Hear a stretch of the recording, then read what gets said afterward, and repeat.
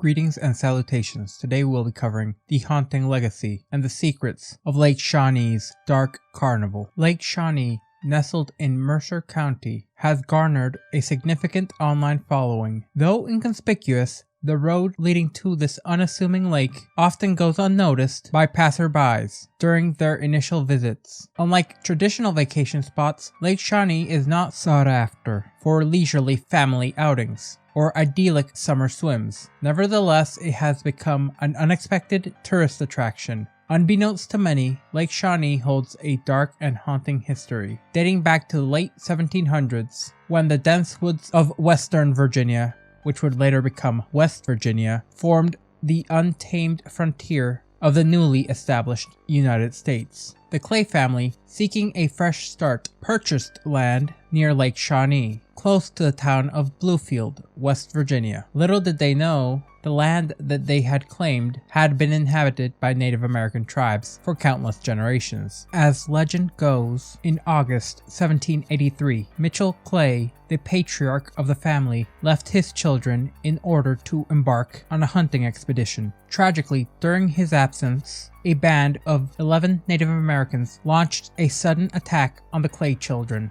and unfortunately, 2 innocent lives were mercilessly taken that day, while a third child was captured and subjected to a much more gruesome fate, burned alive by his captors. In the aftermath of this horrifying incident, a group of outraged men retaliated, extracting revenge upon the Native Americans and claiming the lives of several of their tribesmen. Locals firmly believe that the incredible trauma of the bloodshed permanently permeated the very fabric of the land surrounding Shawnee Lake. An air of unease and mystery has clung to the area ever since, leaving a haunting imprint on the collective memories of those who reside nearby.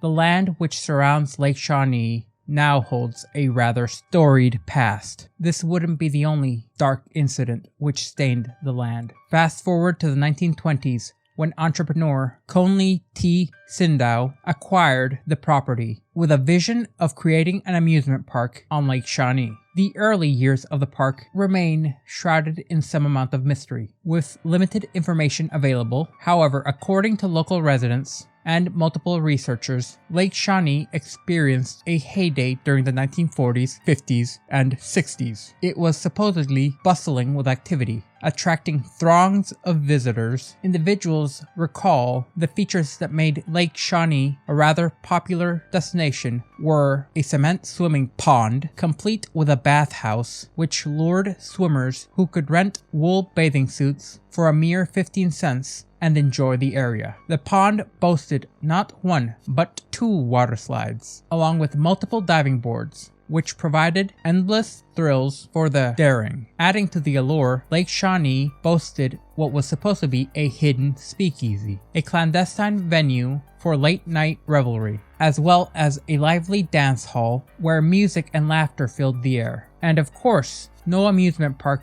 would be complete without thrilling rides. A grand Ferris wheel and enchanting swings would entice crowds of all ages. Yet, behind this facade of joy and excitement, Lake Shawnee would be plagued by tragedy. 2 young boys met their untimely demise through drowning incidents, one in the lake itself, a body of water which was noted to be unsuitable for safe swimming, and another in the swimming pond proper. However, it was the heartbreaking incident in 1966 which would seal the fate of Lake Shawnee, when a young girl lost her life on the swings. This was when a delivery truck attempting to navigate the park would inadvertently collide with the swinging apparatus, resulting in a devastating accident, ending the girl's life. The profound impact of this tragedy led to the permanent closure of Lake Shawnee, leaving a forever haunting memory for those who had once reveled in the park's enchantment.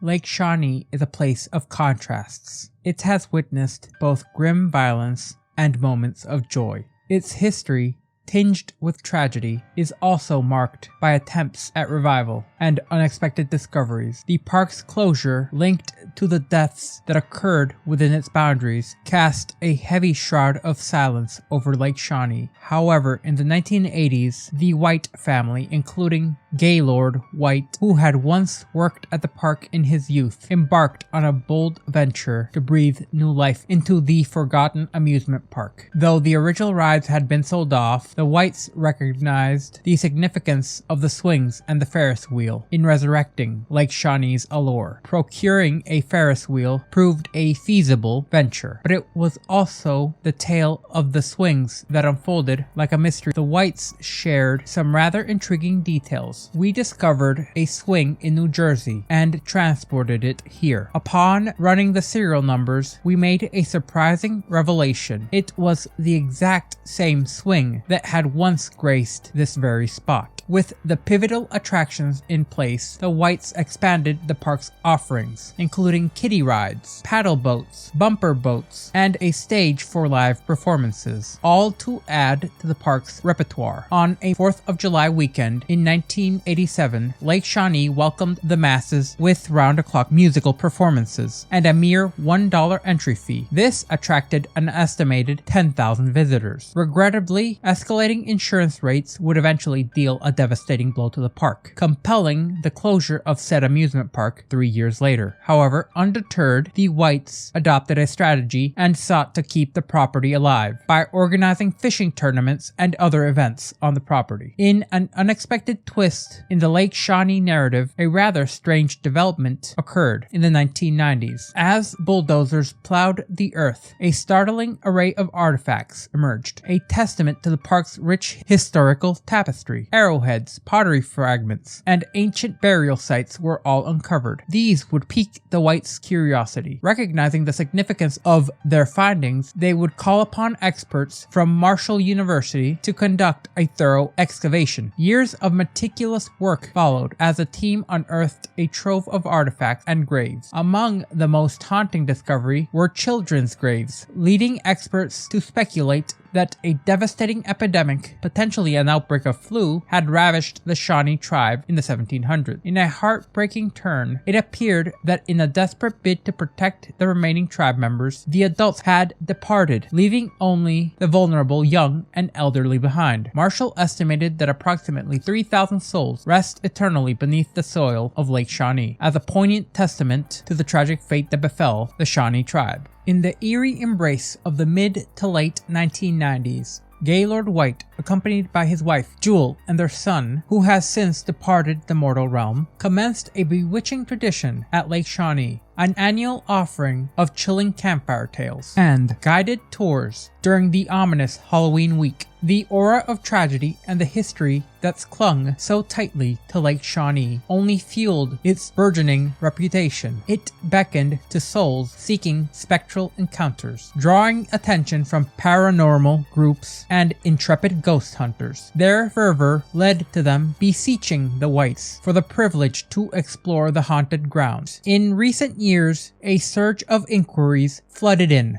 propelled by the online dissemination of Lake Shawnee's mystique. However, the allure of this haunted site extended well beyond individuals. Networks such as the Travel Channel, the Discovery Channel, ABC Family, and National Geographic's sought permission to capture its essence on film. The curiosity surrounding Lake Shawnee even captured the attention of the notorious Howard Stern show, prompting a phone interview with the enigmatic family. The pressing question that lingers on everyone's lips concerning whether Lake Shawnee truly harbors restless spirits was asked. White challenged those watching with the question, "What is your definition of haunted?" I cannot provide a definitive answer, but I assure you, strange occurrences permeate this hallowed ground incessantly. During the filming for the Discovery Channel, a chilling incident sent shockwaves throughout the crew.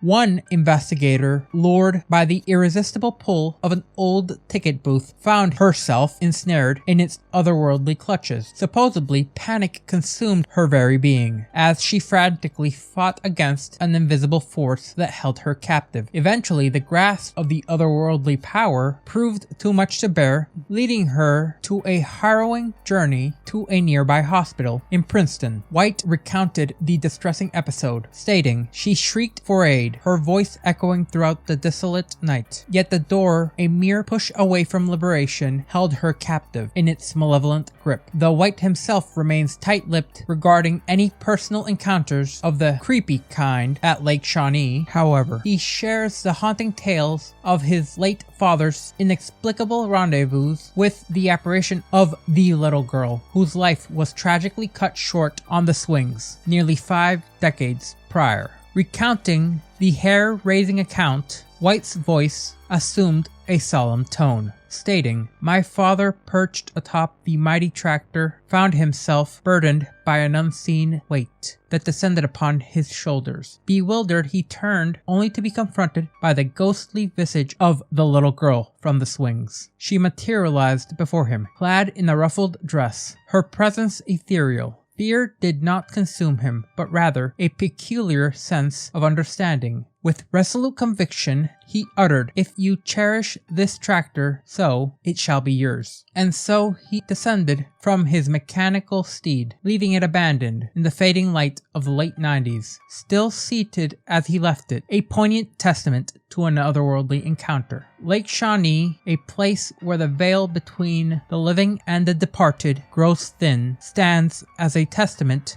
to the forces that lurk within its boundaries. Those who dare venture within the ethereal realm may find themselves entangled in a tapestry of inexplicable phenomena, forever haunted by the mysteries that lie within the grounds. In summation, the enigmatic Lake Shawnee amusement park is shrouded in a haunting tapestry of both tragedy and mystery, and has witnessed the demise of at least 6 souls between 1927 and its eventual closure in 1966. It is uncertain whether the park's notorious reputation led to its demise, or if the dwindling population of coal miners in the area played a role, or if it was solely the insurance, which made it difficult to maintain the park. This is because as the coal mines shuttered and the workers were laid off during the latter half of the 20th century, the funds for the park would have dipped severely. However, regardless of the cause, the park and its rides have remained untouched, left to languish in abandonment for decades, until fate intervened, unearthing forgotten property in the bewitching era of the 1980s, where Gaylord White, a man of unyielding curiosity, acquired the property with ambitious intentions. However, as he delved